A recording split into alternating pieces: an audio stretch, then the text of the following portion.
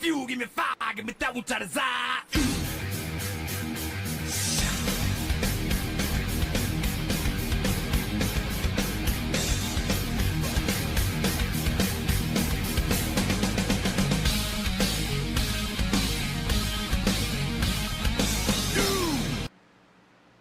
All right, welcome back to Win Tunnel TV.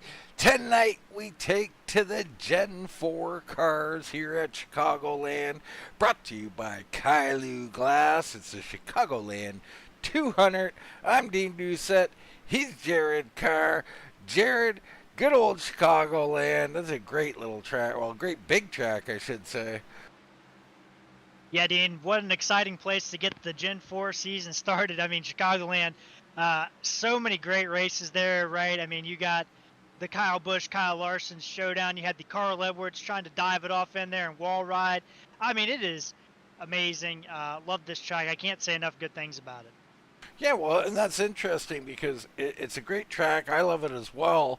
But the Gen 4 car brings a little extra element in here, Jared. I mean, are we going to see someone get out there and get to a big lead? Are we going to see tire wear? What are we looking at here with these Gen 4 cars? Well, that's a great question, Dean. I don't know. I mean, I've ran some races in this car since this came out. I haven't ran Chicagoland specifically, but you know, traditionally when we look at the let's go back to the Gen 6 car here. This track, you know, even the high downforce car, this track's still 8 tires, and you still saw a lot of moving around.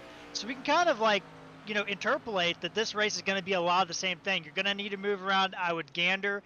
I'd say the high line is going to be pretty effective late in the run. It's been effective in just about every car at this track for many years.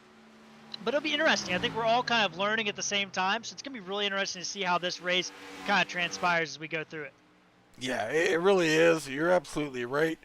It's fairly new to iRacing. Beautiful cars, though, Jared, and I know you're going to have some info as we go on maybe some of these paint jobs if they're reminiscent of those old cars. I mean, it brings back some old good feelings, doesn't it? Yeah, I mean, I raced 2K3. I was 13 or 14 when it came out, maybe 15. I don't remember. But, man, it was a good time back then. Great to see these cars back on. It wasn't too happy with the setup direction at the beginning, but they have definitely changed up the car, and I'm really excited to see what it can bring tonight. Yeah, me too. Looking around at some of these drivers.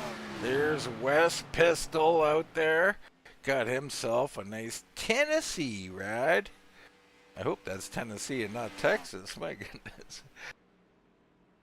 There's Tony Ratliff, the Rifleman, out on the track here. I mean, there is so many good paints, Dean. I'm just kind of looking through them. Sorry, as you were going through yours over there. Absolutely. There's some great paints. There's Claus Williams and the old Napa machine. Bunch of people have run the Napa machine, Jared. Absolutely. I mean, most famous probably in this car, Michael Waltrip, right? Yeah, Michael Waltrip, one of my favorites. I should think it might have been the Lowe's machine. Hard to say, but Skinner. I'll ask you, Jared, what did Mike Skinner run? Well, I mean, it depends. He'd start out in the Lowe's car, though. Yeah. Love me some Mike Skinner back in the day. You know, I like those guys who worked the garage, Jared. The old hats had grease on the face and all of that. I miss some of that stuff. Absolutely. And I mean, Mike Skinner made the Truck Series, man. I mean, he was one of the guys, stars of the Truck Series in the day, too. There you go. Love it. Let's get into tonight's starting grid. Chris Owens is going to be on the point tonight with a time of 31.035. Greg Ratliff, the big dog, will start on the outside of row number 1. It's Paul Travis Sr. along with Jason Ratliff in row 2. Tony Ratliff and Rachel Hunt will start in row 3. Tom Ashley and George Dibble will be in row 4. It's Whitford and Ripka through row 5. In 11th, Troy Torgerson and TJ Rogers will be starting 12th here tonight. Yeah, and you look through the rest of this field, Dean. I mean, we've got back here in 13th position Wesley Pistol. and Ross Weiss. I apologize if that's incorrect. Then we got row 8, Klaus Williams, Jason Jackson back there. Row 9, Todd Gilly and Michael Fleming. Row 10, Tracy Power and Jason Spears. Two guys we're familiar with, Dean. And then 21st, Herb Ashley, the last driver to take a time. And then rounding out the field is Royce Valley, Ricky Williams, Jason Brantley, and Robert LaPrime tonight, Dean. And only really, Dean, I mean, excluding, a couple guys at the very back there, only 0.2 of a second difference between pole and 20th position. So very tight field. Yeah, and that leads me to the strategy out here. I think you're going to see some guys go out early, perhaps fade during the run and come back to the field. I'm really looking forward to this one, Jared. I really don't know a lot about these cars yet. So we're gonna all learn together here. And of course, got that Alive Church machine sitting there in third.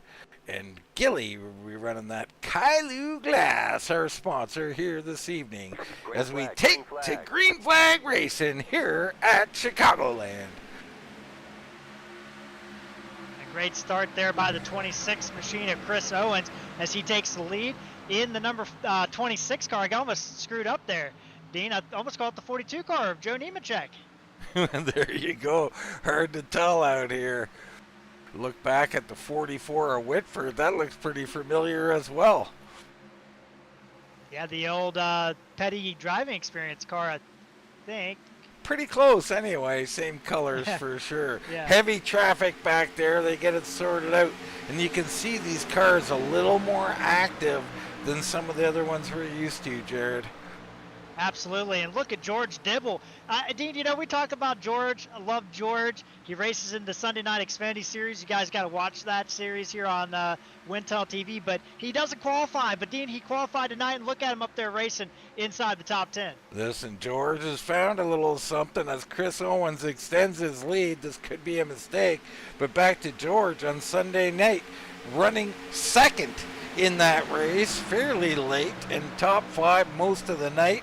I don't think it ended up in his favor with some wrecks that happened, but boy, oh boy, good to see George Dibble have some speed. Absolutely, great to see it. Great racing already. We got almost some 3-wide action back there around Dibble as Wesley Pistol goes underneath of him. And the 72 machine there, TJ Rogers was looking as well, but they all backed out of it. Yeah, a little further up, Hunt holding off the hard charge of Tom Ashley. He stalls out. Now Whitford takes to the high side with the Whataburger machine of Pistol. Or actually, that's the Tennessee Volunteers machine. Absolutely. And Dean, just kind of looking at this racetrack from a large viewpoint, look at all the different lines we got. We got the 98 car. He's running that center groove, running right, his left side's right on that seam. We got the 44 car kind of wrapping the wall at the beginning of the corner and then kind of bringing it down off the corner.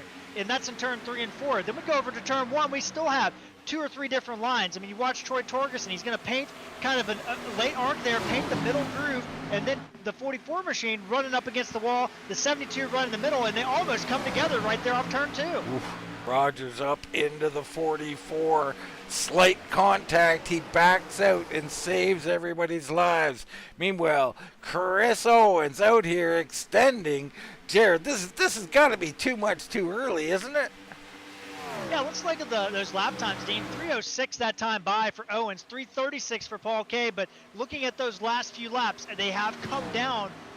Every lap has been a lot more of a drop-off for the 26 machine compared to the 88 of Paul K. Travis. So it's going to be interesting to see how this race transpires for that 26 machine.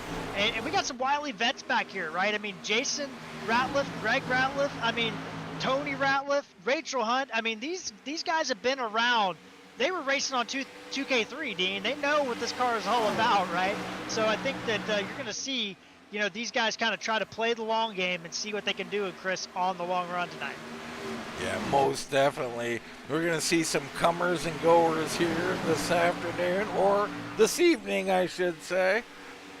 Ripka back here in this mix with Torgerson, Ashley, a bunch of drivers. Whitford, Ashley to the outside of Whitford there. I love that move from him, but just couldn't get the power down enough to hold it. And Ripka there, obviously Ripka Designs, he's not sponsoring me, A little bit tight there behind him, 62 and 98. Almost side by side. They're touching a little bit off the corner. Torgerson backs out to prevent 3 wide, but that got really tight there, Dean. Yeah, Pistol coming through there with a vengeance. So Pistol drives down the middle. He's up 3 spots into 10th. Out front, Owens still holding the court here. He's actually opening it up slightly that time by. Pretty even amongst our top 6 drivers. And back to Ripka. That's the Greg Biffle July 4th paint, Dean, for the Daytona when they used to run Daytona on the July 4th race. There you go, the old National Guard machine. Very sharp looking for sure. And watch out for Ripka, because he seems to have found his groove again. Yeah, Dean, for the last year, me and you worked together on the Sunday night series, and we saw some ebbs and flows in that series with the car changing. It started out being a real on the foot kind of car, right? I mean, it was, guys that were wily vets were really succeeding in the car, and then some updates came around, and the car kind of changed. We saw guys like Ripka and Greg Ratliff and others, start to kind of not be where they were before the updates to that car. And I feel like the Gen 4 car is going to see a lot of these wily vets like Rachel Hunt and people that maybe haven't found their groove in the Xfinity car after the updates really find their groove here in this Gen 4 car, Dean. We're seeing it here tonight so far. Yeah, I think you might be exactly right on that. Right now, we look in on that 55 machine at Jason Ratliff. The old Hot Wheels machine. Jared, what's the history on the Hot Wheels car? Yeah, that was a good paint. Kyle Petty, 44. Now Ratliff running 55. But that was a fantastic paint. The Kyle Petty ran in 97 and 98 before eventually going with Sprint in 2000. Yeah. No comment on the Sprint car, but love the Hot Wheels car for sure. Looking good. TJ Rogers right behind him in 5th. There's Hunt behind that. Tony Ratliff, the rifleman, starting to move forward here. He dropped a couple early. I got to think that might have been on purpose, Jared. Yeah, absolutely. Tony Ratliff, and we've seen him in the Xfinity car. A car that's similar, but like we were talking about, a little bit more, I think, for these veterans, I think they're gonna find their niche with this car. And Tony Ratliff's one of these guys. You see him at certain tracks, especially these type of tracks, Dean. In our Xfinity series, in the Gen 6 series, the truck series, where you have to manage your tires and manage the car. Tony Ratliff very good at those type of tracks. All right now the 44 of Whitford thinking about maybe going down the middle. There's not a lot of room there. He backs out a little bit underneath them. Wes Pistol making his moves. He's up 5, looking for more. Hunt and it looked like Ratliff almost coming together there. Yeah, Tony Ratliff doing a good job, but TJ Rogers up the most positions so far, 7. Then you got Ricky Williams. He's up in 17th. He's up 6 positions back there in the 10 machine. And then Wesley Pistol there in the 98. He's up 5 positions. Those are our big movers so far. 14 laps through this race, Dean. Hard racing out here. Chris Owens, your early leader. He has not fallen off at least too much yet. So he has got himself a 1.5 second lead over Paul Travis, Greg Ratliff, Jason Ratliff, and TJ Rogers. I see a little separation, right? Obviously, Chris Owens is leading this race. He's got a 1.4 second gap. But now there's a little bit of a break apart from second place to 5th place. They're starting to pull ahead. Rachel Hunt and Tony Ratliff have been battling, and it's starting to kind of create a log jam behind them, because it's not that these guys can't pass. It's that they're really doing a good job of running the lines and make it hard to pass, as Rachel Hunt gets a little bit tight on the high side. Yeah, we ride along with Tom Ashley here at the back of this group, Jared. Just have a look at what we're dealing with. A very shallow entrance here for Tom, as he's just looking to ride the bottom right now.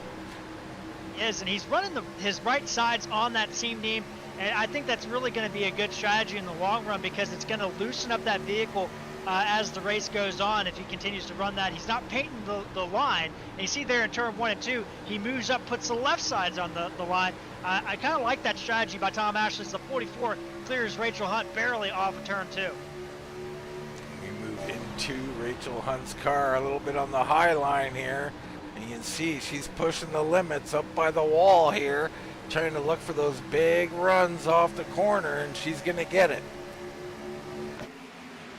98 machine doing a great job on the bottom. Torgerson has been passed, and he's done passing. And for a net of 1 position tonight, Dean, there's guys in front of him that have gained a lot and guys behind him that have lost a lot, but he has stayed pretty much stationary throughout the race as he's battling underneath Rachel Hunt. Running a, I'm sure Doyle out there watching our broadcast, but kind of a Brad Keselowski throwback style on a Ford. There you go. Good looking paint as per usual. Chris Owens, early leader, just ran a 31:19. Let's go ahead and put up these last lap times. You see there, Greg Ratliff, who's taken over second, or stayed in second, I'm not sure which, but he is starting to come forward here, Jared. Yeah, Greg had dropped back to 4th at one point in time behind even Jason Ratliff. He started to kind of pull himself some good lap times out. He did just clear Paul K. Travis. We've been kind of focused on that battle in the mid-pack for good reason, right? I mean, there's a lot going on as the top 5 kind of just raced themselves out. But Greg Ratliff, Dean, you know, he has really painted that bottom groove the entire time of this race, and it's really starting to pay off. That last time. Oh, TJ Rogers! TJ Rogers down the track, almost into the grass, but he controls it, Jared. Wow. That was a good save by TJ. But to finish up with Greg, he is coming. He is 2/10 quicker that last lap over Owens.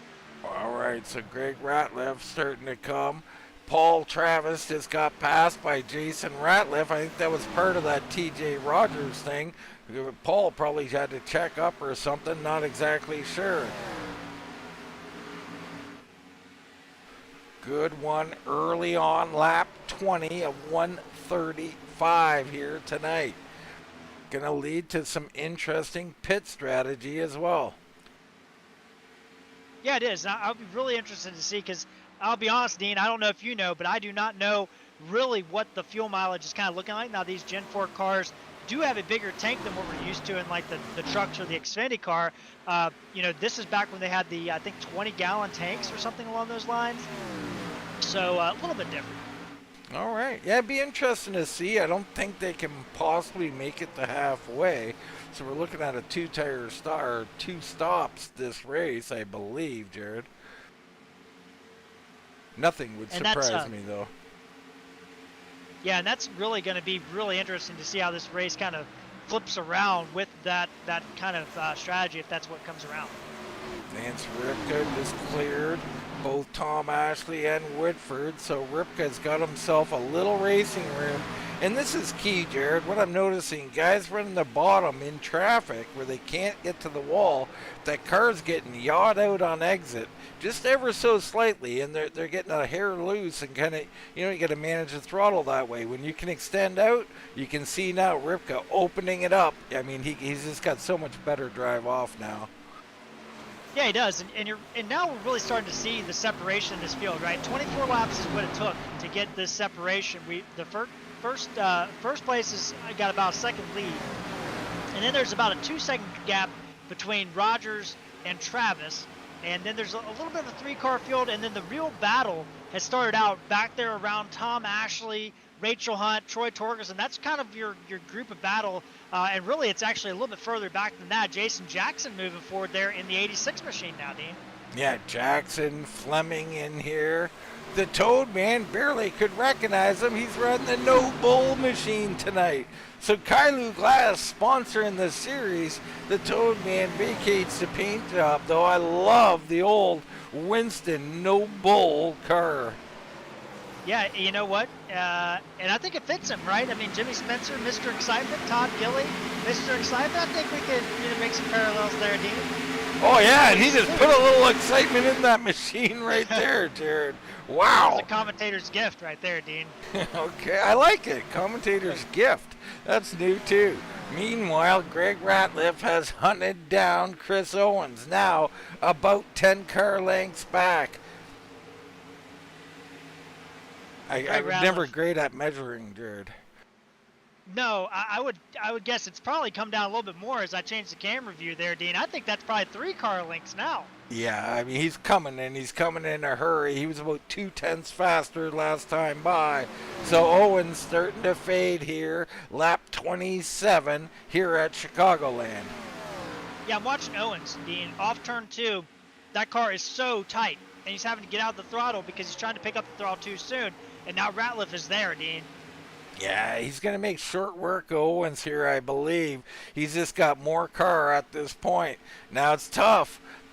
These things tighten up like that and get snappy off the corner. It's going to be tough to pass on the bottom here, Jared. Owens moves to the high side. Ratliff going back to the line he has been running, Dean, right there on that bottom line, bottom seam. And you see again the 26 car just a little bit too tight, even on the high side off of turn 2. What will Ratliff do here? Ratliff goes to the bottom. Well, you know, I was going to say, Jared, that'd be a sign to me to set him up to pass him in 2. But Ratliff says, I'll take care of it right now. New race leader. First lead change of the night comes 28 laps into this race. What a job by Owens. Now what can he do now, Dean? He's got to settle in, I'm guessing, at this point, right? Well, he's got to try and manage the rest of this run and not bleed too many spots. But I tell you, Jason Ratliff's coming. Paul Travis, he's coming. Rogers right there in 5th, and it's Tony Ratliff, Pistol, Ripka, Tom Ashley, and Whitford in the top 10 right now. What a job by TJ Rogers and West Pistol. I mean, both those guys have come through the field, Dean, and really made up some spots. But boy, oh boy, Jason Ratliff, fastest car on the track that last time, except for Paul K. Travis was faster than him. All right, Tony Ratliff looking like he's found some speed too. He hops on the back of Pistol. Great racing all through the field, and that's what we like to see, Dean, in my opinion, is watching some great racing. We're having that tonight, battles all over the track. As guys, I think a lot of people, Dean, I think that's the beauty of this. It's a new car, it's new league here at RGR, and I think there's a lot of excitement about it. I know I'm excited to cover it, and I think there's the part of that is just watching these guys figure this car out on the fly. Yeah, you're absolutely correct. I mean, we're also got the miles per hour up here. Cracking 190 was Jason Ratliff there at the end of the straightaway. Yeah, you're definitely having to use brake, which is something I haven't done at this track in a really long time, Dean. They have brakes, Jared? yeah, these guys do at least. That time during the front straight, he hit 195, Jared. These cars got a lot of horsepower in them. Absolutely, and I love it. I think that's why we're seeing such great racing, watching Todd Gilly and Michael Fleming battle here. Tracy Powers, guy we know well from Days Broadcasting, Dean. We've been doing this for a really long time, but we know a lot of people out there. He's battling Klaus Williams and the Jason Jackson machine, so some great paints in that battle as well. Oh, absolutely. Great stuff. The Home Depot machine, everybody knows that one. Tracy Powers currently in 14th, up 5 spots, one of our bigger movers on the night. And Tracy's a methodical guy, and I think he's kind of just trying to find a rhythm. He's not going to overdrive his stuff. If he's going to be a 14th place car, that's where he's going to drive the car to. And, you know, he'll sneak out some better finishes by doing that kind of stuff. He's not a guy that overdrives the stuff, so it'll be interesting to see where he ends up at the end of this night. Fleming in a battle there with Jason Jackson, also the Toad Man Todd Gilly. So that battle for a 15th position here. Whitford and Ross Weiss going together. Battle here side by side. 44 machine getting the big run off of turn 2 over that Ricky Craven throwback. Yeah, love it. Love the old Tide machine. Something about those red and yellow machines. I used to love the old Terry Labonte car, the Kellogg's machine. You know, not to go on a diatribe, but you know, watching this race, we got battle for second place. Let's go on that one real quick. Jason Ratliff to the high side. 26 machine of Owens is going to give him that line down the back straightaway. Had an opportunity to close it off, but Ratliff going to run the high side into turn 3. It looked like Owens was wiggling down the straightaway a little bit. These cars get hard to handle even on the straightaway, Jared? Yeah, absolutely. I don't know about the backstretch per se, but I know Atlanta, the old Atlanta 2008, in one of the races they did during the build week, I did one, and I was having problems getting to full throttle at the end of that straightaway. All right, so Owen's going to lose second. Now he's going to lose third here as Paul Travis Sr. makes a move to the outside. Owens, though, hanging on a lot better than I thought he would with the way he went out, Jared.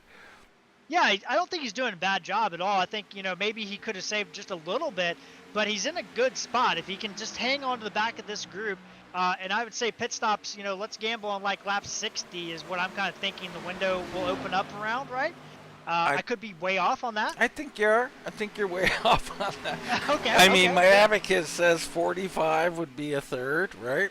Okay, yeah, that makes sense, yeah. So, but I don't think you're that far off because these guys love going long, Jared.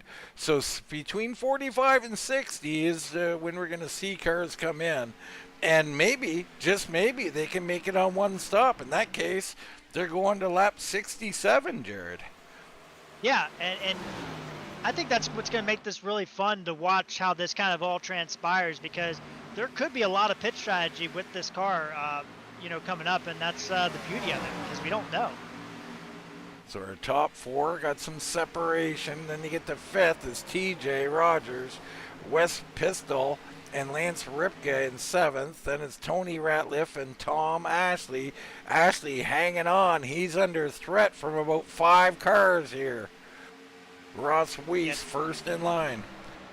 Yeah, and I love the ebbs and flows, right? And it's something the Gen 4 era had, was a lot of these, things where the race would spread out, then all of a sudden it would just collapse back together naturally without cautions or anything like that. Atlanta 01 comes to mind, right?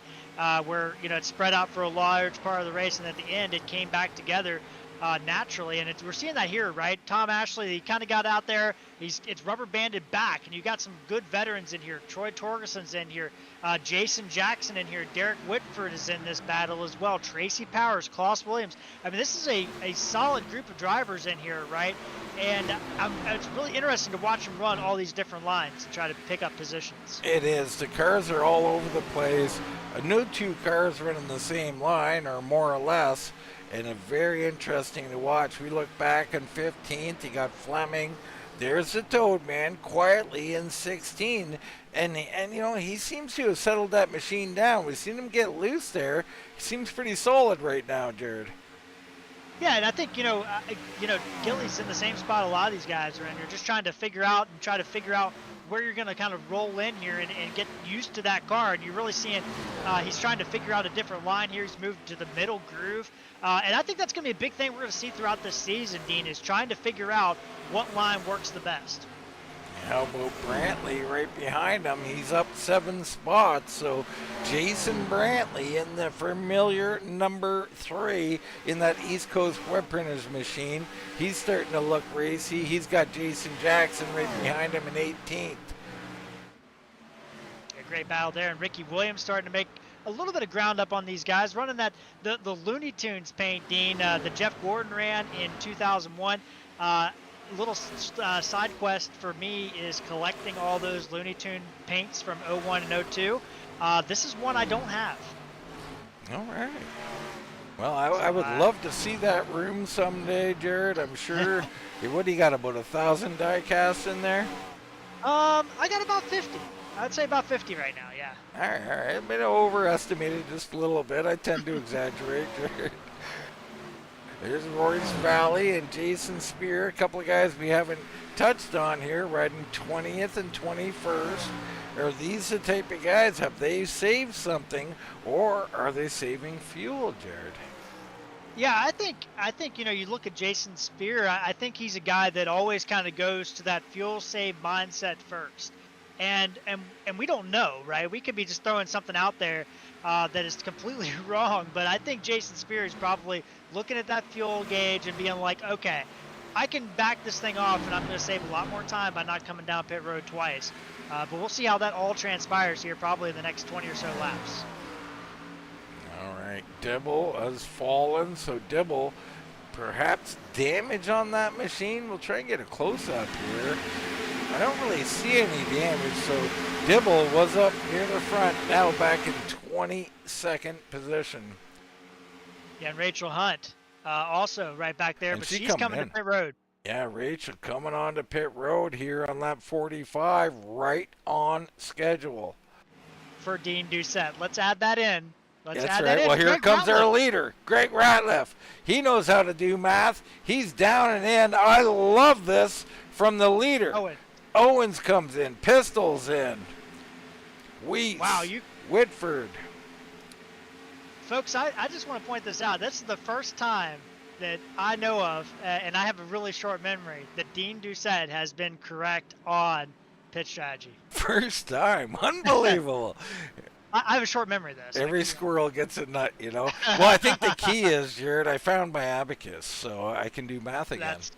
That's great. I'm really happy for you. That was a good call, man. I'm actually impressed. All right, so now it's going to relinquish the lead over to Jason Ratliff as Torgerson comes in. He's in clean. So Jason Ratliff and Paul Travis Sr., then Ripka, Tony Ratliff, and TJ Rogers are your new top 5. What do you like, Jared? Do you like these people who came in, quote, on schedule, or you like them to go a little long here? Well, it's oh man. So I still think you don't want to be the first people on pit road. I will maintain that. I think the tires just don't work that well. As the 90 car coming in hot, Dean, I don't know if he's going to make it on pit road safe.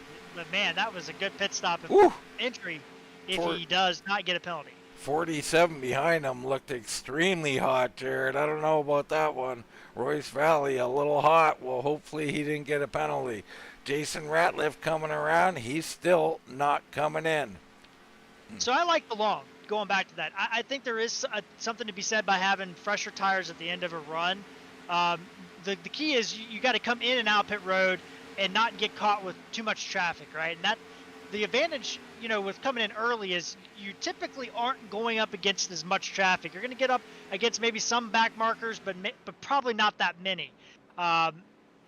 Whereas you come in late, you're going to have to battle guys that you're in front of, usually. And that makes it really difficult. So it'll be interesting to see how this all flips around. Our leader, Jason Ratliff, clean in. Ripka takes over the lead. Dibble's in as well. LaPrime in. Spears in. Spear coming out now. Ricky Williams was also coming into pit road. So just to follow up real quick, no penalties so far on pit road. So Royce Valley, great job. Michael Fleming, great job. They were both of them, 2 of the quicker ones on pit road, but nobody so far has been faster than Wesley Pistol, but that makes sense. The Pistol looking quick. TJ Rogers coming in. So everybody's cycling through. Pit stops happening here. Lap 51, a 135. Our top 5 remain out on the track. The only cars on the track, Ripka, Tony Ratliff, Williams, Powers, and Brantley. Troy Torgerson just set the best lap of the race. 31 flat. That was a massive lap as the 6 machine and the leader, Buckshot Ripka, coming in, as does Tracy Powers coming in as well. So that's going to turn it over to Klaus Williams. All right, so everybody getting in nice and safe there. So far, Klaus Williams out front and Brantley still on the track as well. The only 2 left.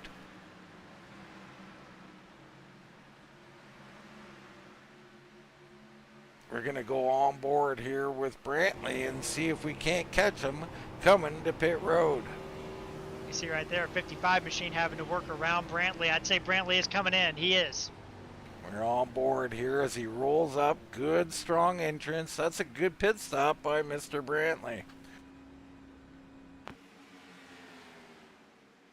So that's going to turn it over now to the big dog, Greg Ratliff, who through this sequence of pits has opened up a 2.2 second lead over Chris Owens. Chris flying around the track again. He's going to drive the car how he wants to drive it, Jared. So I think he's going to go up there and he's going to get side by side with Ratliff. Will that help the likes of West Pistol and Jason Ratliff. Well, I think it has to, right? I mean, when these guys start battling together, it's going to make things a little bit harder on them. But boy, oh boy, I mean, I'm looking at this gap. Greg Ratliff has put a massive gap on Chris Owens, and they both pit at the same time, Dean, same lap. Well, let's take a look here in the old timing tower, and we got the pit stops being a virtual tie here. I mean, 0.3 of a second, perhaps. Yeah, I've got a pit lane time about 0.7 quicker for Owens. So, yeah, I mean, I don't know what the difference was, but man, smooth Greg Ratliff looks to be back in season, Dean. Well, I'll talk about back in season. TJ Rogers just set back-to-back fastest laps of the race. This one, a sub 31 second. And there's Wes Pistol getting heat there from Jason Ratliff. Ratliff does a little dummy move and gets a good run underneath them into turn one. All right, so there we go. Jason Ratliff back up to third. He's flying around here. Yeah, and he's half a second quicker than Greg. And I got to tell you, Dean, I think the 4-lap overcut is looking good. And we'll talk about this in the Xfinity series. And I know I go back to that, but that's what I'm used to covering here on Wind Tunnel. And the dirty air. We always talk about dirty air. You don't have that as much of an effect in this car with the dirty air. So I don't think there's going to be an issue. If he's able to get there, I think Jason Ratliff might take over this lead. He just might. Currently 4 seconds back of our leader and 2 seconds back of Owens. There they are.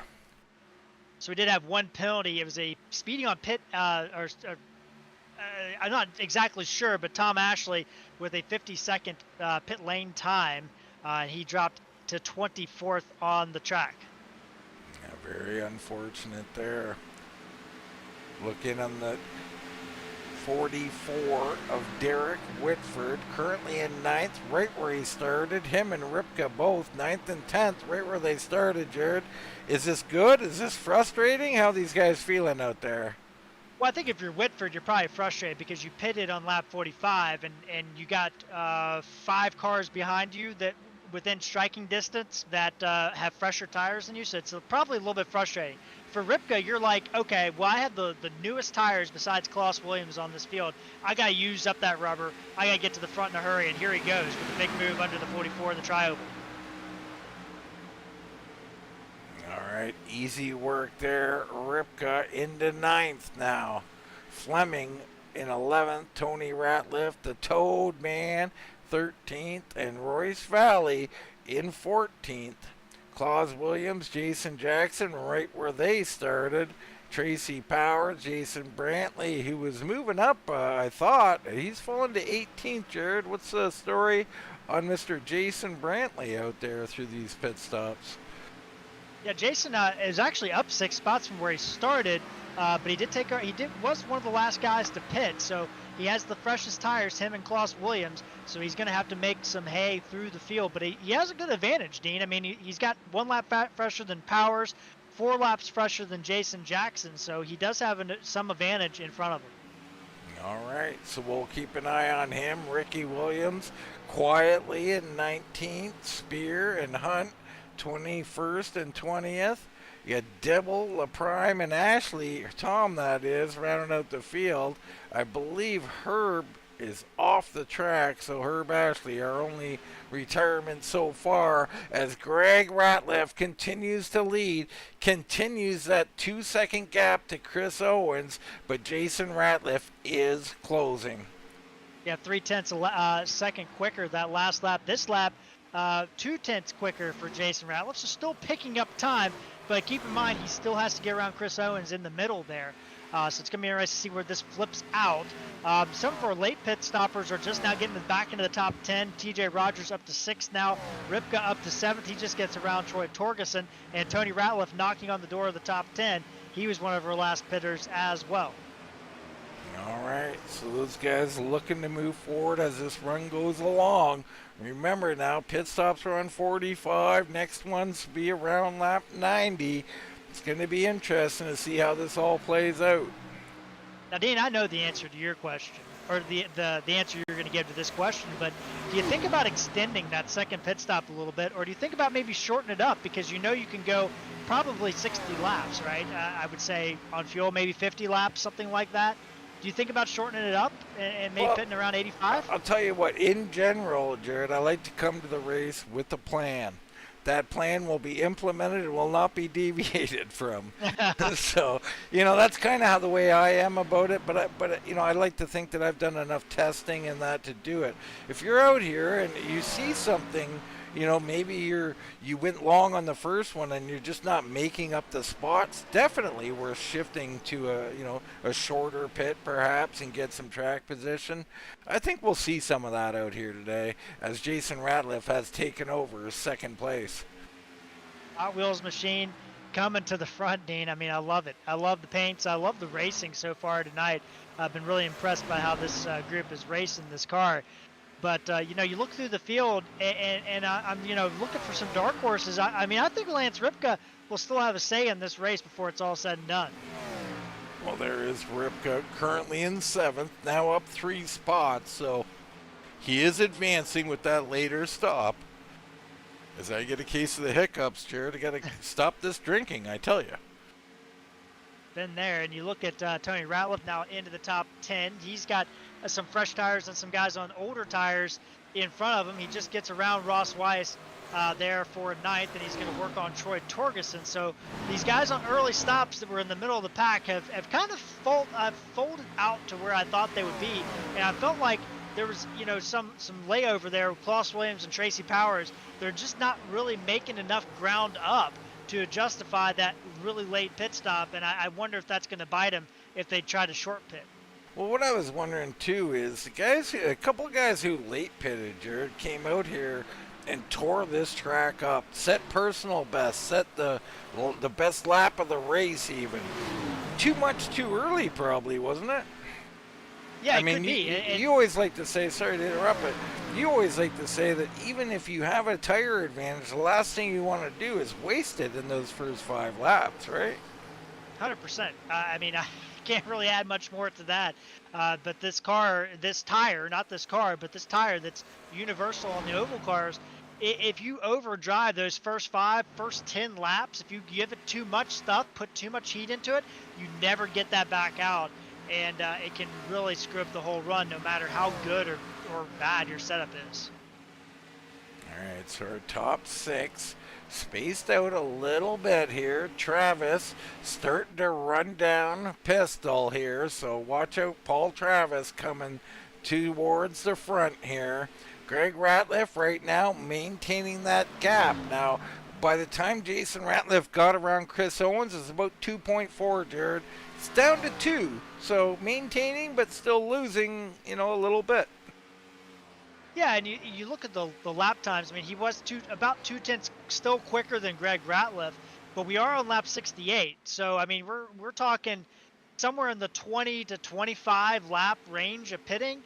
Can he make up that 2-second gap? Absolutely.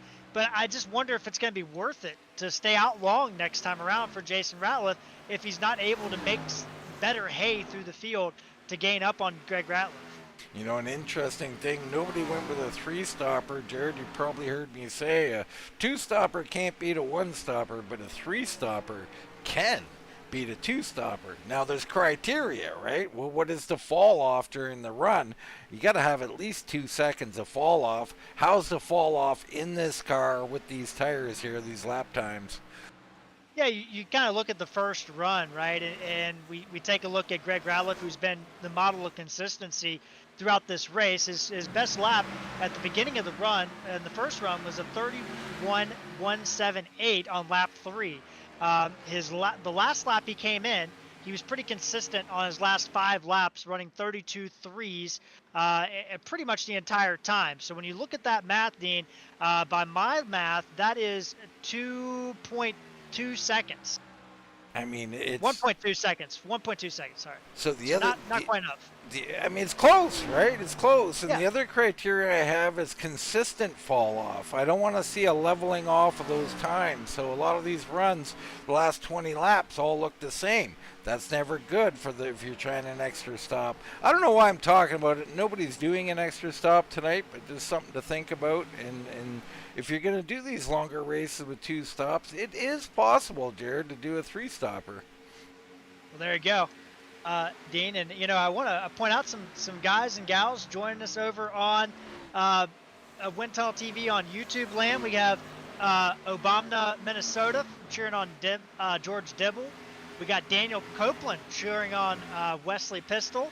And then we also have Edward Kane, a guy we know from our Sunday night series and some other RGR series. Loving these Gen 4 paints. I can't agree more there, Edward, and glad everybody jumping in the chat. If you're out there, tell us who your favorite driver is, who you're rooting for, and how you think this race is going to transpire here on Wintel TV. No, absolutely. I mean, as you can see, Jared, they're going to get a little bit of airtime. We're looking at the 98 of Wes Pistol out here. He's up 9 spots on the night, having a great run. Now, he is just in front of Paul Travis. Travis, a little later stop, I believe. So Travis starting to come, but they're both hunting down Chris Owens right now. Yeah, and we look at those lap times right now. Greg Ratliff, the gap is starting to kind of to shrink, but the lap time difference is also starting to shrink. 32.189 to Greg, 32.134 to Jason. Oh, the Toad Man through the grass, Jared. Sorry to interrupt. He is riding through the grass, trying to keep a little power in it. He'll come out of the pit exit, spitting chunks all over the place. The No Bull machine looks to have saved it. That's heartbreaking. Todd Gilly was the Toad Man was having such a great night here tonight, Dean. Up inside the top 15, he's still trying to get that car going and get back up on the track. He might be heading to pit road. He might just go around the side there, but and that's tough because he's dropped all the way to the back of the field at this point. Yeah, that rough break there for the Toad Man. Definitely looks like he's coming into pit road. I mean, we'll go back to him here. He is. So unfortunate for the Toad Man. Greg Ratliff continuing to lead. That lead down to 1.4 seconds. And as Jared was saying, the times getting closer and closer together, those lap times. So at this point, Jared, I've been here chasing, and you think, I'm catching. And you look down at the relative, and you think, the time says the difference says I'm not catching. Yeah, and Dean, let's throw back. I mean, we've been covering RGR, the Xfinity Series, for the last 2 years, right? This is vintage Greg Ratliff. He runs a pace. He says, "Hey, I don't know if he is doing this, but it seems like it for the time we've been following him, right? He's like, I'm going to run this pace, and that's going to be the pace. And he doesn't fall off nearly as quickly as some other guys. And when you're trying to chase down a guy like that that's so consistent from time and time out like this, it gets hard, and you start to overdrive your stuff. But I think the one guy that would know Greg the best would be Jason Ratliff in this field, maybe Tony. But these guys putting on a good show. But I think that, Greg, this is just vintage Greg Ratliff on display tonight. No, and it's vintage Ratliff family, right? We've been talking about Thanksgiving dinners with them for some time. So, these two out here battling, could be dueling pit stops coming up here not too long. We're about 12 laps away from pit stops commencing. Battle for third. You've got Pistol, Travis, and they both gotten around Owens, Jared. Absolutely. We got Daniel Copeland out in the chat. He said, I'd root for my cousin Wes even harder if he was in a Chevy, but I'll forgive him this one time. We also got Herb Ashley out there joining us in the chat after retirement early on. So a lot of guys out here rooting on this. But what a battle for third right now between Paul Travis and Pistol. Yeah, it's a great battle because it shows you when two guys are fairly close in speed, how do you get by him, Jared? What does he got to do? Does he got to try and set him up here for a certain spot? Well, I think you got to find where your car is working. You see right there, Paul Travis Sr. makes a great move through the middle of the corner, and Pistol was trying to hold the high side, and I think right there Travis would have had it Dean, if he didn't get loose off turn 4. I think it would have been alongside. And here we go again. Travis to the middle, Pistol to the high side. And you're seeing just right there, Pistol's able to get his rights on the seam, and it's helping that car turn. But if these guys keep battling like this, you're going to have Ripka in the picture pretty soon. Well, he's already in the picture. Here comes TJ Rogers as well. So Rogers and Ripka moving in on Travis and Pistol. We got ourselves a 4-way battle for third. Indeed, if you have a camera shot that has a wide view of this, maybe TV3, but they are all running different lines. I mean, you got Pistol up against the wall, Ripka's running the white line, Paul Travis is running the middle, Rogers is running slightly lower but up high. I mean, this is great racing right here, and everybody's finding a spot on this track to run, and it's really putting on a great show. Yeah, Rogers going way up to the wall, Ripka down to the bottom, the two ahead, almost together. Travis trying to gather it up. Ripka's through. Here comes Rogers with a head of steam. Owens looking to make a move. He'll back out and let Travis get back in it. Yeah, Owens has been dropping off with those older tires, but what a battle for third position as the Rattlers have kind of checked out right now, Dean. What can Lance Ripka do, as Pistol's been doing a great job running his line and holding these guys off? Well, I'm usually a proponent of patience, but with pit stops being imminent, Ripka's got to make short work of Pistol here. I'm not sure that's an easy task, and he's got to watch that here on the high side, Rogers doesn't get by or through both of them, and all of a sudden Travis surges back into the picture. And keep in mind, Wesley Pistol has 6-lap older tires than Ripka and 5-lap older tires than TJ Rogers. I mean, this is impressive what the 98 machine is doing right now, holding off these guys on new tires, and he's doing a great job and racing them clean, Dean. He's not chopping them down. He's running his line the same way every lap. Yeah, what I'd like to see here from Ripka, it's too late now, but to get in line, to get behind the guy. You want to fight side by side like this, it's just so hard, Jared. You've got to get behind him and wait for him to get a little loose or a little stagnant and then cut down and hopefully clear him on entry, because down here it's going to be hard to get clear. And Ripka almost had a good run off turn 2, and he got loose. I mean, that's what's happening every time because he's not able to extend that wheel off. So he's kind of pinching the wheel off as Rogers gets loose on the bottom there. And that's going to allow Paul Travis Sr. to get back involved in the battle here. Great battle. This is Paul Travis in the preferred line, going to go right by Rogers. I like this from Rogers. Looked like he slowed down a little bit. He's thinking, you know what? Let me get back in line here. I need the whole track to work with. Ripka's still working on Pistol. Pistol holding him off. What a job he's doing. And just to update our viewers, the top two, the lead has stagnated there. It's still 1.2. If anything changes, though, we will jump back up there. But this is the battle on the track right now, right? Ripka barely there. He's going to try to clear himself. Can't quite do it, though, into turn 2. It's just amazing to watch. 3 different lines. Travis trying the middle, looking for racing room. Everybody trying to figure out how to get through here. These tires have kind of equalized at this point, right? And I think Ripka is probably faster than Wes at this point, but Wes has got that line. He's not allowing Ripka to open up. I mean, there's plenty of space, but Ripka still can't open up the wheel the way he wants to, and it's really causing a logjam here. And what a great race. Well, and it's causing that car to go away as well. I mean, Ripka's car is starting to go away. I mean, he keeps shaking it out, even down the straightaway, the main straight. It's going to be hard for him here, and Travis being patient. I mean, this is great racing, Jared. Pistol should be defending his position, and he is. I love this. I mean, I'm sure Ripka's probably like, man, I got to get around this guy. I mean, Ripka's a pretty level-headed guy, but, you got to be feeling frustrated because you're not able to clear him with newer tires. But, man, this is clean racing. I mean, Pistol is giving him plenty of space. Travis is giving plenty of space back there. TJ Rogers. I mean, all these guys are racing each other very clean, very courteously.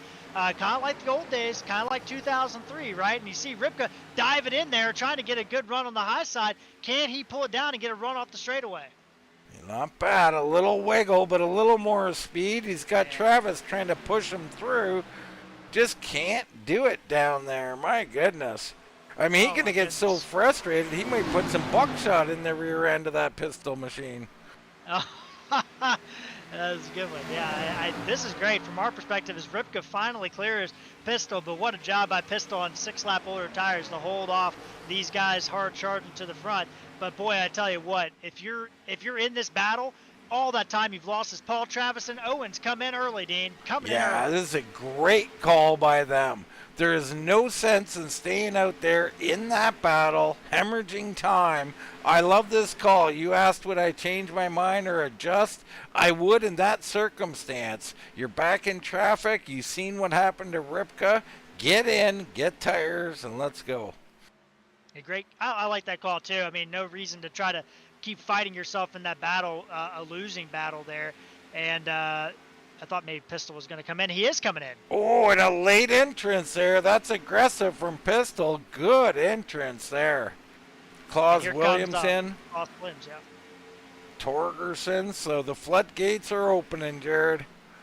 Yeah, I think you got to cover off these guys, except maybe the Ratlifts have a little bit more of a catbird seat. They can kind of do what they want to do at this point. And that's going to be a battle in itself. When will the Ratlifts blink?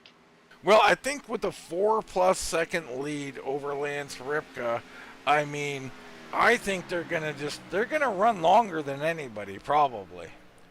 I mean, Greg did come in. He was one of the first guys in last time, I believe, around lap 45. So Powers is in, Fleming is in. That's correct, yep. So that's twice, just for your memory, Jared. Twice I've been correct. And here comes Greg Ratliff now, Dean, on lap 92. Greg coming in, good aggressive entry there. I love the way these guys are doing correct pit stops, Jared. They're using all of the track here. Yeah, Greg Ratliff, and that is the quickest way to get on pit road. There is no doubt about that. Tony Ratliff in as well, but Jason Ratliff assumes the lead. Will he come in now? Jared, what's your advice to Jason Ratliff? Well, he wasn't able to catch up to Greg with a 4-lap tire advantage. He got to 1.2 seconds and stalled out. So I think you got to cover him off. Maybe he is covering him off. He's in now. He is in. Ripka somehow still out front. I think it was where the pit stalls were. So Ripka takes over the lead from Jason there. So yeah, these I'm guys confusing him with Greg Ratliff. Sorry, Ripka's still on the track. TJ Rogers, Jason Brantley, and Ricky Williams, your top 4 right now. But they are virtually standing still as you see the tow band go by Williams. Oh, Ripka sliding it onto pit road, Dean. Holy cow, what a job. If he didn't speed, that's going to be a good stop. But, man, he was sliding coming off the apron, coming off the bank. Wow. Onto the apron. So he's in. Ashley, Whitford, Jackson, Royce Valley, all on pit road. TJ Rogers assumes the lead. So interestingly, off of pit road, Jason Ratliff out in front of Greg Ratliff. How about that, Jared? Yeah, and I looked at the lap times, Dean. I mean, the difference here, I mean, you look at this, the last laps, right? I mean, a 42.8 for Ratliff getting on pit road, where for Greg, for Jason, a 42 flat. That's huge. That's 0.8 right there of the 1.2 seconds he was behind. Then a 1 minute 0.7. Greg Ratliff a 103.7, Dean. So there's your gap right there. That was made up on pit road by Jason Ratliff. What a job. And he's got 1 lap fresher tires, so it's all in his hands. Jason Ratliff, that is. He's got a lot of work to do to hold off the big dog right now. TJ Rogers in the wall, Dean, right behind these guys. Sorry. That's our race leader, Jared. And I was just going to say that. And he's back in the wall. He still doesn't have that thing under control. Whitford hits pit road. And Whitford does not look good down there. That's a retirement, folks. Whitford done for the evening. Tough break for Derek. He was up inside the top 10 most of the night. It kind of went away from him at the end, but tough race for Derek as he'll probably look to rebound next week. How about this for Tom Ashley back in 18th, not his night. Just set the fastest lap of the night, a 30.88. Yeah, I'll tell you, that is a great lap time, and I wonder if he filled the tank all the way up, Dean. I wonder if anybody's going to run lean here at the end. Well, I think I like to do that, Jared, and I think some of them definitely will. Rogers still leading. Brantley in second. You got Ricky Williams, and that's it. Then it's Jason Ratliff currently in fourth, and Greg Ratliff in fifth. A two-way battle emerging for this win. But Ricky Williams on pit road, he'll be the last guy in if everything stands. We did have a pit road penalty, Dean, and it's Michael Fleming. He was up inside the top 12 at one point in time, came in early, was one of our early pitters, and had to serve a penalty for too fast on pit road. Tough break for Fleming, as he's now 22nd, last car in the race. Yeah, what a shame for that Mack truck machine, or Mack tools, sorry. So TJ Rogers and Jason Brantley still out on the track. What will they do? They've got to come in sooner than later. I think they're waiting for a caution, Jared. Oh, yeah, absolutely. I think, you make a decision to where you're trying to play for the cautions. We haven't had any, though, tonight, Dean. I don't even know if we've come close to having any. So Rogers comes in, Brantley down there. I mean, the closest we had was the Toad Man through the grass, I think. Yeah. So Brantley, the new race leader here, he's got a 19-second lead, but he's got a pit, and that lead is coming down in a hurry. Brantley 32.6. The Ratliffs are running 31s, 2s and 3s. Actually, Greg Ratliff a little bit faster that last lap, Dean. Yeah, the Ratliffs are hitched together. 1 lap difference on the tires shouldn't matter a whole lot. Greg maybe a hair better on the long run than Jason was last run. Hard to say exactly, but right now only 2 car lengths separate them. Yeah, the other thing too, that always comes into play with these fixed separators, especially the unknown car, right? Is we kind of talked about a little bit. But did they fill the tank up? I know, with the Xfinity car, the truck, you want to fill the tank up because you don't want the handling to change. You don't want the car to be too tight or too loose. And you can kind of manipulate that stuff with fuel. But with the Gen 4 car, we don't really know how less fuel than the full tank is really going to do with new tires, right? So going to be interesting as Ratliff of the Greg variety run the high side. He's going to get a good run here coming off turn 4. Yeah, he's trying to figure it out, Jared, and this is what I like. I don't think he's trying to make a move. He's trying to assess where he can make a move. Yeah, and he is both these guys, wily veterans. I'm 95% sure I raced with these guys on 2K3 in a league.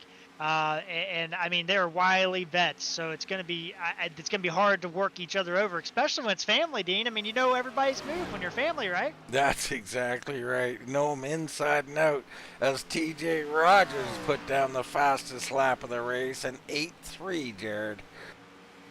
Yeah, I don't know if there's bonus points for the fast lap, but it will go in the record book at least, right? Well, there's time on Wind Tunnel TV, folks. Make sure you give us a like and subscribe. Thank you very much. Jason Ratliff holding off Greg right now.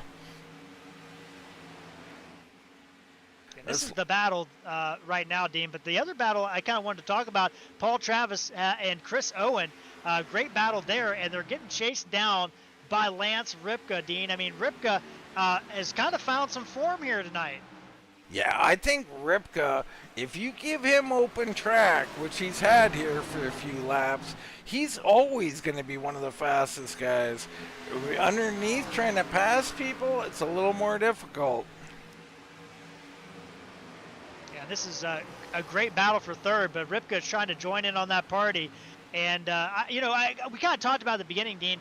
A lot of these guys we cover in the Xfinity series, the truck series, there's been updates, and some guys have kind of, maybe not fell in love with the updates on those cars, but boy, the guys that were really good in that Xfinity car when it kind of drove similar to this Gen 4 car, they are coming to the front tonight, and it's great to see them mixed in with some other guys. It's been a really entertaining race here tonight at Chicagoland. Absolutely. as Ripka moves by Owens here, so put Ripka up 6 spots into 4th. Some other big movers, Wes Pistol, he's up 7 right now. He is in 6th spot. Claus Williams right behind him. He's picked up 8 spots on the night and sits in 7th. Tracy Powers in the 40 machine. He's picked up 10 and is currently in 9th. Those are our big movers on the night. Some other guys doing well. Jason Spear, Royce Valley, Jason Brantley, Ricky Williams picking up in the neighborhood of 5 spots apiece. Out front again, Jared. Still battling. Still battling there, still battling for 3rd as Ripka is trying to get underneath Paul Travis. And then you look a little bit further back. I do want to point out something here. I don't think it's going to come into play, but Ripka does have a little bit fresher tires than both the Ratliffs. I don't think he's going to be able to make up 5.5 seconds in 30 laps, but it is something to note. And then the other thing too, TJ Rogers with the newest tires of the whole field, trying to crack back into the top 10 after kind of a little bit of a mess at the end of his run last time. All right. So Ripka is going to clear Paul Travis into turn 2. Yeah, and turn 1. He's made much better work this time with Travis than he did with, I'm not sure, was it Owens he was battling, someone else? Owens and Pistol, yeah. And speaking of Pistol, he is right on the back of this battle as well. Just a little bit ahead of Claus Williams. Now there is a little bit of no tire advantage there between those two, but there is a tire advantage for the 2 cars in front by 1 lap. So Pistol and Claus Williams going to try to chase those 2 cars down and see if they can gain some spots here. But Tony Ratliff also has some new tires on, and Tracy Powers too. So it'll be interesting to see if those guys can get up in this mix. All right, so basically our top 10 all on different strategies here. We'll find out what happens. Up front, the Ratliffs continue to battle. The lead now 3 car lengths instead of 2. And while that was going on, Dean, Chris Owens and Paul Travis, both of them were sideways coming off turn 4 last lap. Yeah, over pushing the machine perhaps just a little bit. Good battle there. Ripka starting to separate from him as Ripka running, well, the 3rd fastest time of our top guys. Jason Ratliff, that time by, still the fastest, though the cars seem to be identically spaced still. Yeah, I mean, maybe a car length. Jason Ratliff is better in 1 and 2 than Greg. I mean, that is where, if you look at it from a wider view, right, you're seeing the gap. But Greg is able to get a great run off turn 2, and he's solid in turn 3 and 4 because they're running different lines. Jason run kind of a middle, arcing down to the lower middle, whereas Greg Ratliff kind of wrapping and then extending off into turn 4. And there he is, Ratliff of the Greg variety right there, but he gets a little bit loose off the corner, Dean. That's what's killing him on turn 4 right now. Yeah, from this top-down view, Jared, you can almost see why these cars are doing what they're doing, right? It's very interesting, and you can see where the power starts to get shedded off a little bit. I mean, they call it scrubbing, right? Scrubbing speed out there. Absolutely, yeah. That time you see Greg a little better in the center, Jason a little better off, pretty even now. Great run there. Chris Owens going through the grass sideways. He gets it spun around and pointed straight somehow. I don't know how he did that, but now he's going to loop it around a second time. This could bring out a caution. I don't think it will, though, as he spits the dirt all over the place. And now he's back and running. Chris Owens, with a late mistake, has fallen to 12th, and he will hemorrhage a few more to boot. Yeah, I watched the replay there. He got a little bit loose, got into the wall in turn 4, and then just kind of whipped down the track. But Chris Owen, our pole setter, led a lot of laps, the first 24 laps, in fact. Been in the top 5 most of the night. He's going to drop all the way back into about 17th, Dean. He's coming to pit road. Let's go and have a replay on this, and while we wait for the battle to happen. You see him there, very high entrance. Looks like he's trying to balance that car off and get some power down. And bam, into the wall, down through the grass he goes. My goodness. And he has pulled that car to the garage. So a tough night for Chris Owens, who had such a great run going. I mean, top 5 all night and led laps, but not to be in his debut race here. Yeah, very tragic for Mr. Owens as the Ratlifts continue their personal battle, perhaps a feud up there at the front. Who knows? Ripke in third. Ripke just a hair off of their pace, or really right with their pace, so he's not going to make up those 5 seconds, I don't think, Jared. No, I think it was a long shot for that anyway, right? But, oh, Greg Ratliff loose off turn 2. I think he got pushed loose, Dean. Car kept washing on him, and he got really loose, but didn't lose as much time as I thought he would. Well, I was going to ask you about this. Who does this benefit more, the chaser or the leader? Well, I mean, as far as what it's doing to the car, what it's doing to the aerodynamics and the tires and all of that.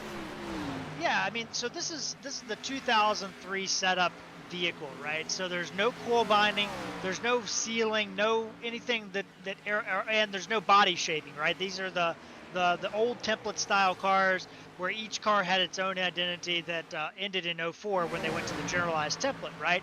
So the aerodynamic effect, there is a little bit, Dean, but it's mostly when you start to get in that wake right on the back bumper. Where Ratliff is, you don't notice it as much in that position. It's not going to make you too loose. It will make you a little bit tighter right behind somebody where he's at, but not drastically like we're talking the Xfinity car or the truck or anything like that. But I think the big thing is like just trying to run your race with a car right in front of you, right? And trying to hit your marks without following his marks. Yeah, great points there. We peeked in on TJ Rogers. He just went around Tony Ratliff and Tracy Powers. So Rogers finding some speed here late in the run. He's up to 7th.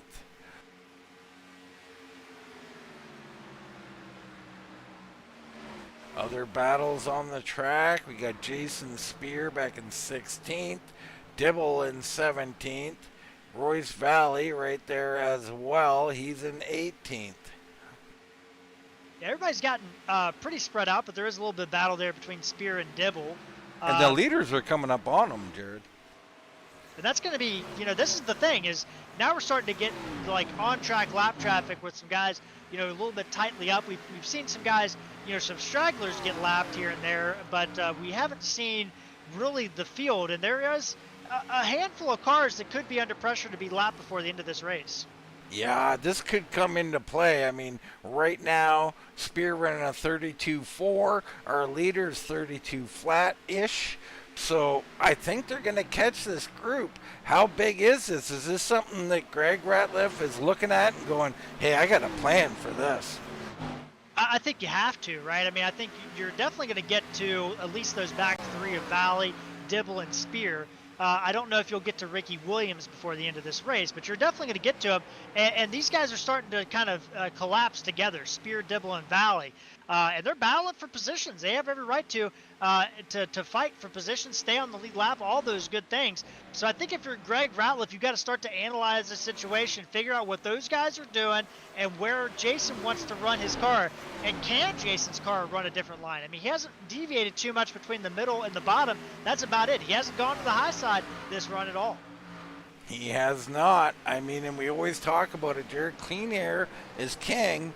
And Jason is using that clean air. It's about to be cut off from him as he rolls up on Royce Valley here. So we're coming down to 12 to go here in the Chicagoland 200. Brought to you by Kylou Glass. Make sure you check out them for all your blown glass needs. You can find them over on Facebook, Kylou Glass. There you go. We got Darren Bruce joining the chat now. He said great battles going on. Can't disagree with that at all, Dean. And while that was going on too, I mean, Greg Ratliff continued to kind of lose some time, Dean. I think the tire advantage, that one lap tire advantage, starting to come into play at the wrong time for Greg Ratliff, as he I don't think he's going to be able to take advantage of this lap traffic. Well, see, Royce just let him go there. Royce Valley, who was a lap down already, I believe, or maybe not, but he let him go, so that's advantage to Jason Ratliff. Now he's going to roll up on Dibble and Spear. Now they're battling. This is where it gets difficult. If he gets stuck underneath these guys for a couple laps, Greg's going to be right back in it. Yeah, and the other thing too, he could have been cooling his stuff off. I think if he was, he cooled it off a little bit too much. But we'll see. The gap right now between first and second is 8 tenths, Dean, and that is a lot to make up in 10 laps. Dibble lets him go. Yeah, Dibble lets him go, so easy work for Jason Ratliff. And I think now that Dibble's backed out a bit, Spear will let him go too. So Jason Ratliff likely not going to be affected by this, but no, Spear hanging on his outside here. I mean, he let him go now, so just a slight deviation. Greg falling off. Could be over there. Let's look a little further back. You got Paul Travis and Wes Pistol along with Claus Williams slugging it out. And that's really the battle on the track right now. I mean, they are side by side. Pistol doing a great job. Claus Williams, you haven't talked a lot about Claus, but that's not because he's been doing bad. He's been great all night, but there's been so many great battles, and Claus has kind of been on the edges of those battles every time. But here he goes on the outside of Pistol. Yeah, he's using that high side to his advantage. Great move there. So those two on the high side going to come through. Pistol going to have to find another way to fight back. And what a run by Claus Williams. We know how good he is on these type of tracks, Dean, from the Truck Series and even the Xfinity Series. But, man, what a move there to get on the outside of Pistol. But Pistol has had a great night coming from the back. And here's Williams. Good run off turn 2. Will Travis close the door? He does, but Williams cuts underneath of him. Yeah, Williams now he's on the bottom. Can he clear, or does Travis and Pistol get by him now? Yeah, I think. Oh, he's got a good run off the corner, off turn 4. He did a great job. I think he did as good a job as he could have. But now Pistol's going to the high side, Dean. He wants to get around both of them. Yeah, I mean, they're racing hard here. I absolutely love it. Williams desperate to get clear, can't do it. Now Pistol's back on the outside of Williams. And this is the fear. You try to pass one and you lose one. But Claus does such a good job. Oh, and he's loose, man. Oh, he hung on to it, though. He'll recoup here. Now TJ Rogers coming up. Rogers, the fastest out of this bunch. He's absolutely flying, and they're wrecking. All three of them gone. Pistol on his deck lid. Oh, my goodness. Travis destroyed. Pistol spinning, nothing he can do. He's off to the pits. Wow. Let's get a replay. Here we go. So on the inside, Travis, and it just comes up a bit, I think. And Williams absolutely murders them. Nowhere to go. And Williams dead, Travis dead, and Pistol, we'll have to send down help to find out what happened to him.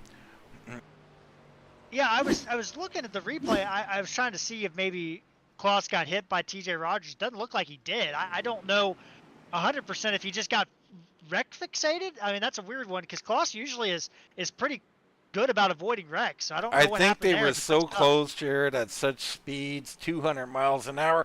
Jason Ratliff in. Greg Ratliff not in. Oh, man. And he's going to also keep Spear and Dibble a lap down. Wow.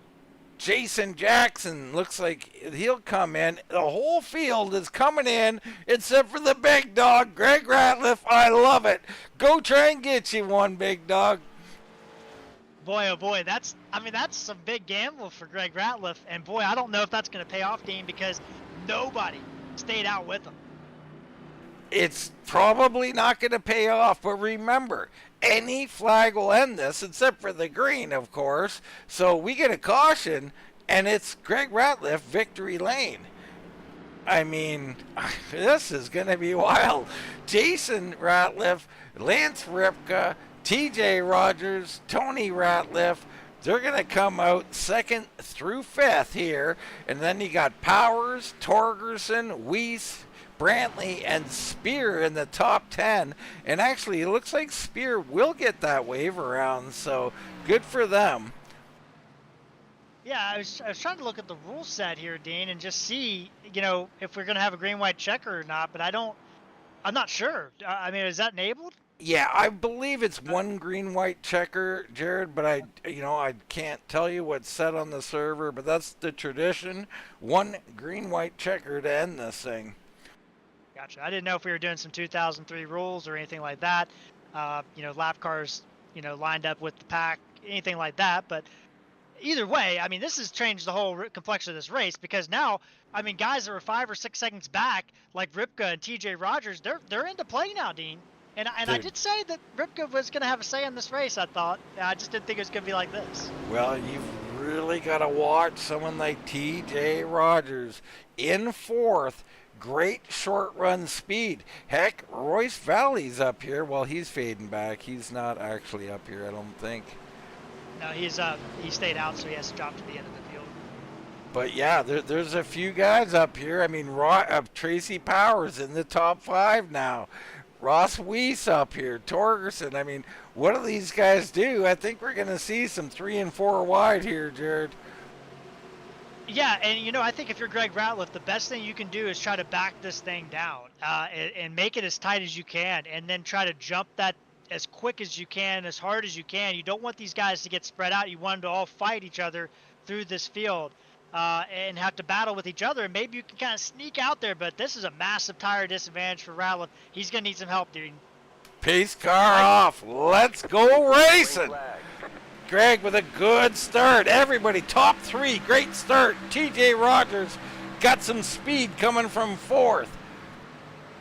Ripka all over the back of the big dog. On the high side, Jason Ratliff with the fresh tires. That outside lane going to power through. Ripka trapped. Rogers down the middle, Jared. Down through the middle. This is a white flag lap, I think, or coming to white flag here, Dean. And Ripka loose in the middle. Ratliff doing a great job holding these guys off. Jason into the wall. TJ Rogers to the lead. 1 to go, I believe, Dean. What a move. The 72. TJ Rogers with a great move. Ripka got stuck behind those old tires of Greg Ratliff. Nothing he could do. Greg's pulling off. Heavy wreck. Ricky Williams involved. We'll stay with our leader, Rogers, coming through 3 and 4. The 72, TJ Rogers, gets out here and steals himself one. What a ride he had. Jason Ratliff, Tony Ratliff, 2nd and 3rd. So Tony comes up to reclaim the Ratliff spot. Greg falls to 9th. Wow. Yeah, and you know, Dean, I look at this finishing order. I mean, this is a whole flipped up field, Dean. I mean, Torgerson with the top 5. Tracy Powers comes up to 6. Jason Jackson in 7th. Jason Brantley, who was you know, one of the late pit stoppers all night long, Dean. He's going to grab 8. Greg Ratliff in 9th. Jason Spear comes in and salvages a top 10. I mean, what a run for Jason there tonight. But man, what a job by TJ Rogers. I'm out of breath just talking about, Dean. Oh, yeah, we got to go back. We're watching TJ Rogers celebrate right now, but we got a couple of things to look at here before we get into some interviews as Rogers celebrates. What a move he made. Let's start with the crashes that we were unable to see. Here we go. 3 wide, Ricky Williams. Oh, a little bobble there on the high side. Get into him. Ashley's into it. So those 3, that all happens. Now let's go back and see that race-winning move. Holy smokes. You know, you got to be willing to put it all on the line. I think TJ Rogers kind of showed that he was willing to put it all on the line. I mean, that was almost a 4 wide pass there, Dean. Yeah, we're going to have to go back a little bit and just rewind this and watch. It was momentarily 4 wide. So we'll go up to TJ Rogers here. We'll go slow-mo on this. What a move. So you see there, he's a little slower on entrance, but you can see the car starting to gain momentum. Remember, Greg Ratliff on old tires down low. So I thought Rogers was going to follow Jason Ratliff. He says, follow him. I'm going by him. And he just drives right down the middle, holds a great line here. Great job by Ripka and Ratliff of not coming up. Oh, and Jason Ratliff tagged the wall. That slowed him down, got him wobbly. Rogers peeks to the middle, and here we go, live speed. Down the chute he goes, right through and on to victory. What a move. That was a heck of a move by the 72 machine. And you know, if there's a gap, you got to take it with two to go. I mean, you're racing, right? And there was just enough of a gap there. Greg Ratliff trying to cover off Ripka, Jason Ratliff just trying to kind of make a move, right? And I don't think that TJ thought the hole was going to open up, and I think it just kind of opened up at the right time for him. It really did. I mean, it all worked out for him. He could have easily got into Jason. He got into the guys below him. It just, everything worked out perfectly for him. He ends up in victory lane. You covered our top 10 a little further back. You got 11th is Weiss, Tom Ashley, Ricky Williams, Royce Valley, George Dibble, Rachel Hunt, LaPrime and Fleming get top 20s. I mean, some guys really gained here late. Pistol and Travis dropping to 19th and 20th. Williams 21st. I mean, Chris Owens back here in 23rd, Jared. I mean, some good cars end up at the back of the field. Yeah, indeed, that was a great run by so many guys to salvage something maybe on a night that they didn't have the best stuff like Jason Spear, Jason Brantley. But I mean, what a move by TJ Rogers. And we still got a lot more races to go, Dean. Well, not tonight, I hope. Not tonight, but this season just getting started. I mean, it's great, isn't it, Jared? I mean, new car brings up some new ways of driving, and I love it. Love watching these old school cars.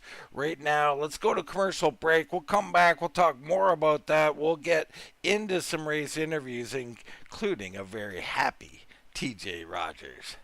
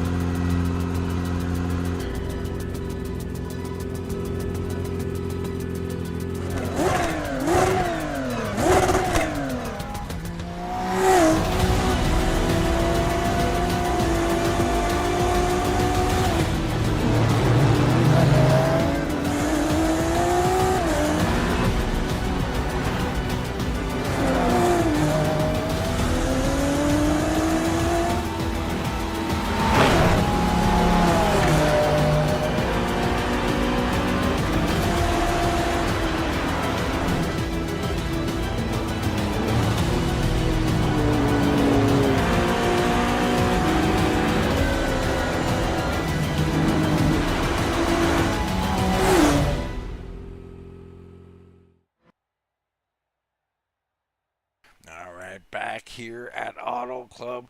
We got a request, Jared, for a little in-car action with Tracy Rogers.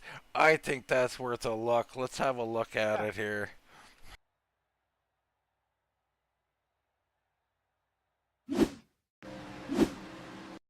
We just got to get her set up here. We'll get to the cockpit here of the number 72, TJ Rogers. We'll back her up just a little bit here and see this run here, Jared. Yeah, and this is, I mean, the cockpit view really shows you what the guys are seeing, right? And that makes the move even crazier because he doesn't know Ripka's moving up the track. He doesn't know that Ratliff's moving down the track. He's just going for the hole right in front of him. I mean, that's how tight it was, Dean. And he doesn't know, who's on the back end of his car. He held his line down there till he was clear. Rogers on to victory. It was so great the way it opened up for him, man. It was quite an awesome little run there. Yeah, and I'll echo something Darren Bruce put in our chat, Dean. You can't make moves like that unless you have the full confidence in the drivers around you. And I kind of agree with that, but at the same time, you're just making moves to try to win races, right? So, it was what a race. Yeah, I mean, that's a great point, too. You got to trust the people around you. He did that. He had the trust of them. He trusted them, and on he went. But I got to tell you, another guy who did very well late in this race is the number 6, Mr. Tony Ratliff, grabbing third place here. Congratulations, Tony. Well, thank you, Dean. That's a good description. That was something I kind of grabbed out of thin air there. Well, I mean, I wouldn't, don't want to overplay it here. You had a heck of a run. Tony, tell us a little bit about your run and your car here tonight. Well, started out for pretty smooth. Got to battling Rachel, and that cost me track position. I never seemed to could muster catching up from that pit stops and running long. Um, but the car felt good. I mean, I felt like I was kind of when you get by yourself, and then the 5-6 cars are running nose to tail, good speed. It's impossible to catch them. Is that right? So I thought being by yourself would be a little bit better. Tony, that side by side action looked tough down on the bottom to me. Oh, it was. You get the right group up there that can swing it around the top. Yeah, they're going to freight train you. I feel like though, like other places, it will work on your right side tires pretty good if you stay up there too long. So you end up beating Greg here tonight. Now I know that's a little unfair to Greg, but what were you guys thinking with Greg out there as the sitting duck on old tires? Well, we was pacing there, and I didn't catch that Greg didn't pit. They discussed it, and Jason goes, "Yeah, I'm pitting," and he shot in there. Maybe a little late. Greg maybe never reacted to it in time, but left him sitting out there just like a big yellow duck.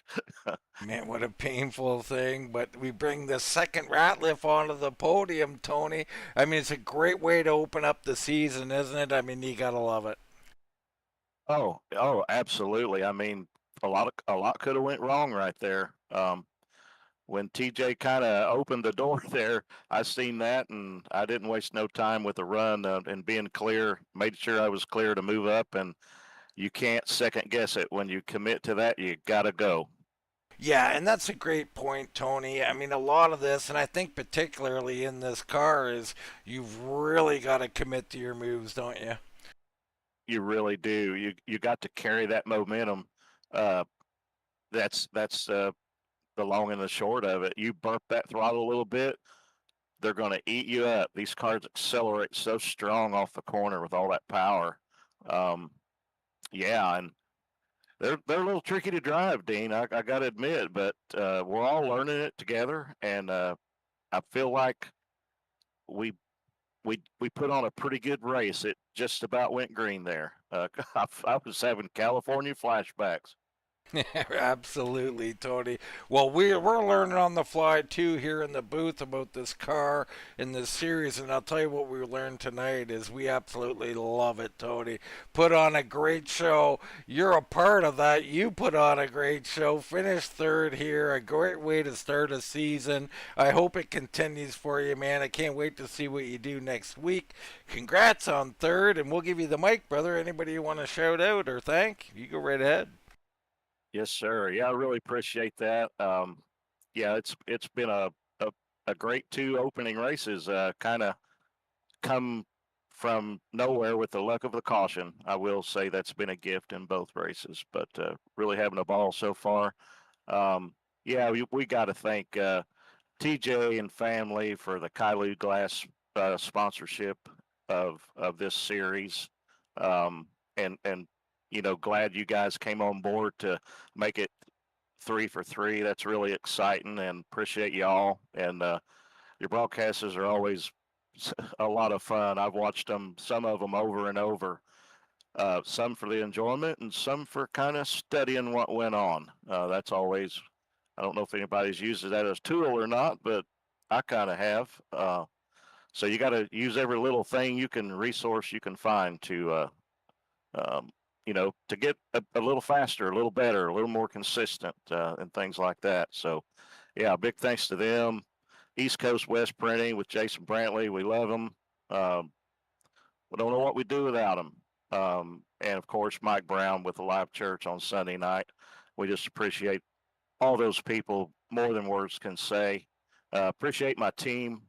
It's great having my brother Greg out here racing, and my son Jason, and that just makes it even more special when you got family and a lot of friends I've made since joining this league, and kind of helping put this league together, and made a ton of friends, and it's almost like another family. So it's all been a fun ride, and appreciate it all. Appreciate all you drivers.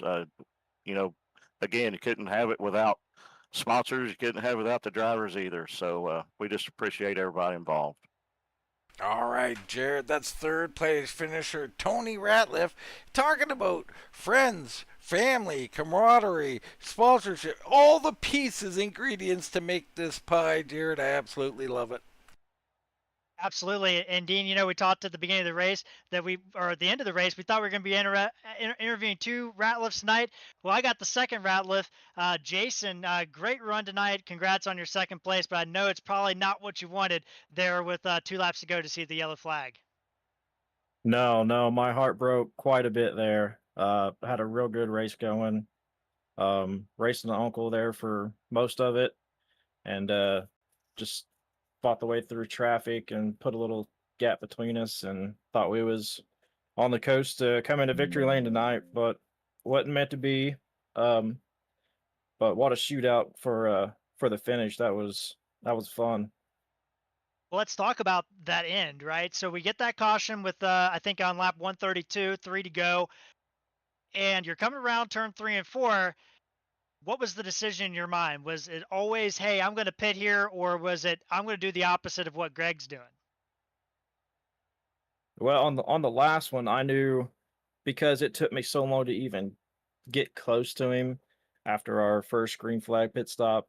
I learned from that and just tried to run one extra and cut him off. And I got lucky at my pit stop, and I think I went in a little bit hotter and had a little bit quicker entry. So I actually came out in front of him, and I was surprised. And once we came out in front of him, I had hopes of trying to stay in front of him and maybe pull away there at the end. Well, you answer my next question first, but what I was actually talking about is when that caution came out, and you guys, you decided to pit and Greg stayed out. Were you just planning on doing the opposite of what Greg was doing there? I'm sorry, I didn't hear that. No, you're good. Yeah, we have our own team channel, and I actually told him I was pitting, and I guess he thought I was faking him out or something, so he stayed out. But it was just miscommunication, really. But yeah, I was planning on pitting just because the tire fall off and how many laps we already drove on the tires. I knew that you would just get ate up, so I figured if I came in, that would make a lot more people, second, third, fourth, come in instead of waiting, and then third, fourth place start the pit entry, and there we are, 3 of us on old tires, and just get swallowed up at the end. Well, Jason, you kind of answered my other one earlier. This race looked really fun. How was it from the driving perspective out there? Because it looked like a ton of fun. It was a blast to cover. How was it behind the wheel, though? It's quite a bit of an adjustment. This car does not seem to feel as planted to the track as the old Gen 4 car. So you have to really play around with force feedback, and if you're able to with your wheel, and just to try to get more feeling in the wheel. Some people drive a lower steering ratio, makes it tighter, but behind the wheel it felt good. You was punished very heavily if you drove in too hard and just tried to crank the wheel and turn it down. So you would really scrub off the right front. Even though you'd get loose on exit, you're still burning. I was still 10% less tire on my right front than my right rear. That's crazy. I am thanks for that information because it's going to help us covering the series moving forward. But Jason, what a run! I know you wanted to win, and I'm pretty sure you're going to be on the top step at some point this season, man. But I'm going to turn the mic over to you and let you have the final word on your race here tonight. Shout out anybody you like. All right, thank you, sir. Shout out to you guys up in the booth for putting on a good show. It's always fun going back and watching the races and seeing stuff that you weren't able to see from your cockpit. And we appreciate all of our sponsors, Kylou Glass, East Coast Web Printers, and Mike Brown and Live Church. So we thankful for those and onboarding and what they bring to our league and the support they have, and thankful for all of our admins and all the league members, Class Act guys, good driving, and thankful for my team, United Motorsports, and all the support and feedback that we give each other. Absolutely, Dean. That was our runner up here tonight, Jason Ratliff. What a run for Jason Ratliff. One guy, and one guy only, with a little bit better of a run.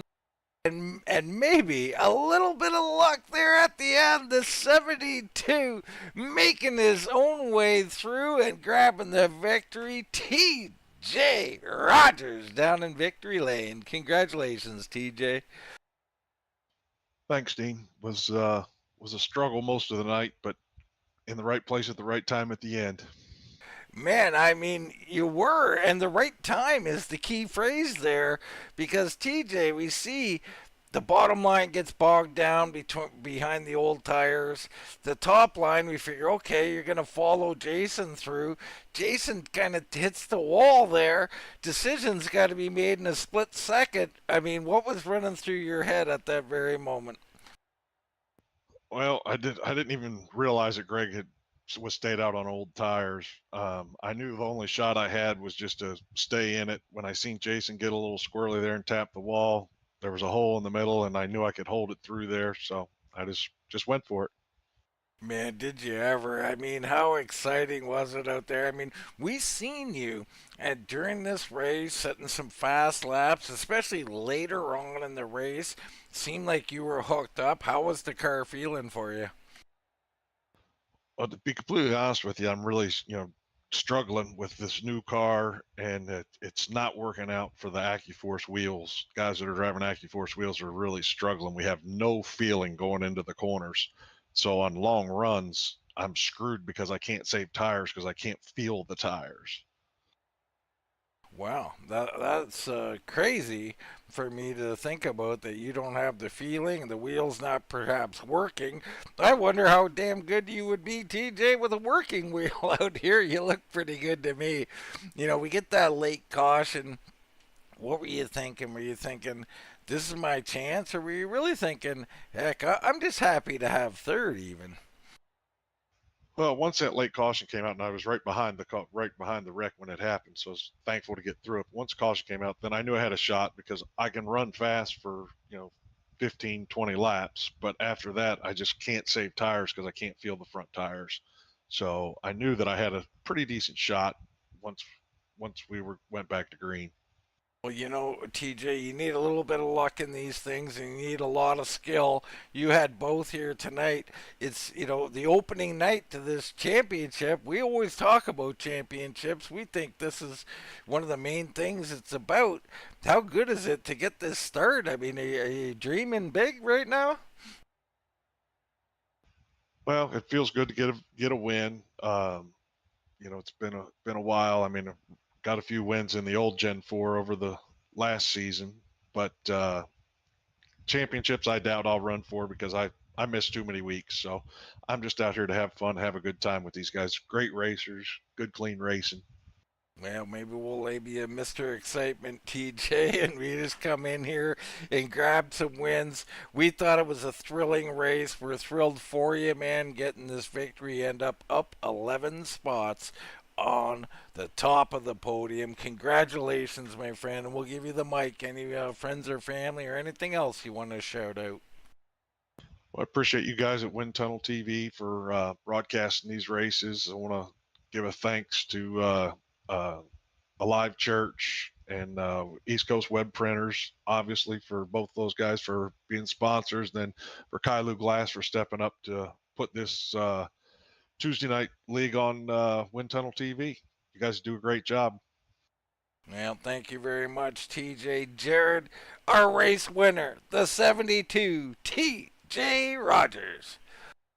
Yeah, and Dean, I love to hear him say he's just out here to have fun and have a great race.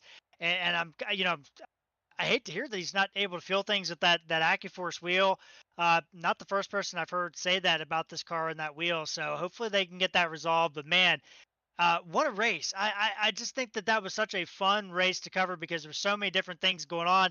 And I think it was, a lot of learning for a lot of guys. And boy, we saw some vintage performances from some of our veterans out there too tonight. We used to say it, Jared, anything can and will happen here.